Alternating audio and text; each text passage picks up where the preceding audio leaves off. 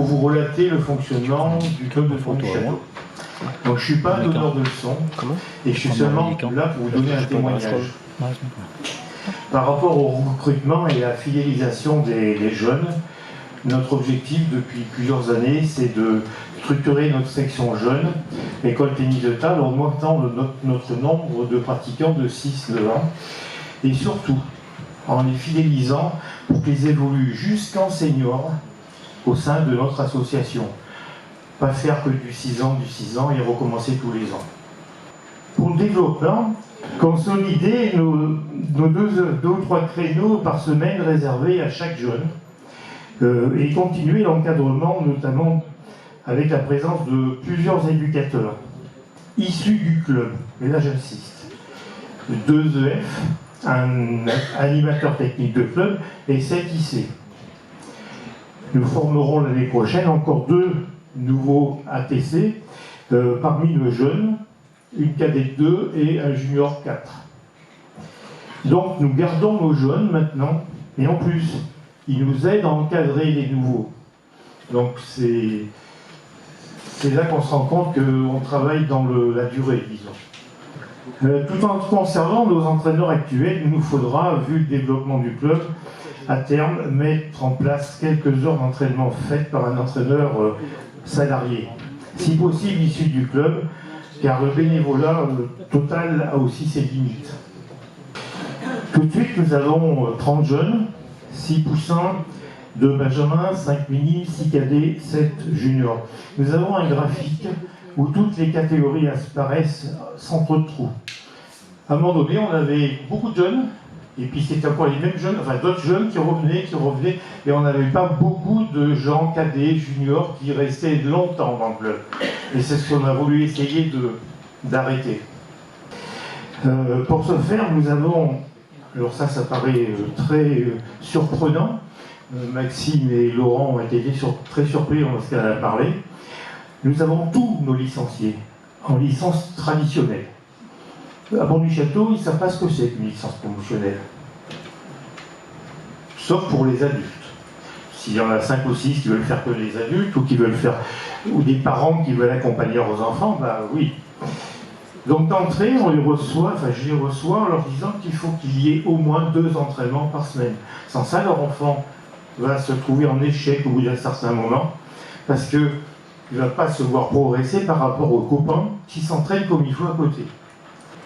Ça titille un peu les parents, mais mettre leur enfant en échec, ils ne veulent pas trop. Donc ils acceptent qu'ils s'entraînent 2 fois. Je suis entraîneur et puis dirigeant depuis 45 ans. Et je me suis rendu compte que les jeunes qui ne participaient pas à la vie fédérale, toutes les compétitions, dès le début, partaient presque tous au bout d'1 an. 2 ans, ils étaient tous partis. Turnover usant, très usant pour le club et les entraîneurs. S'ils vont dans les compétitions, ils continuent. Cette année, on a pris 4 jeunes, très petits, de 5-6 ans. Il y en a même qui, quand il était en maternelle, il ne savait même pas compter. Et puis, il était en licence traditionnelle, et au bout d'un moment, au mois de mars, on a jugé qu'il pouvait peut-être se lancer dans le truc. Il s'est lancé dans le truc, à la fin de la première compétition, il savait arbitrer. Il savait compter jusqu'à 11, il ne se trompait pas. Il est revenu, comme ses 3 autres copains, super boostés, et ils avaient encore plus envie de s'entraîner. Donc c'est une image. Donc cette année, nous aurons sûrement 4 à 6 arrêts, notamment 4 parce qu'ils ne sont pas assez entraînés, pas assez investis, et puis 2 autres, c'est des juniors qui partent pour des études.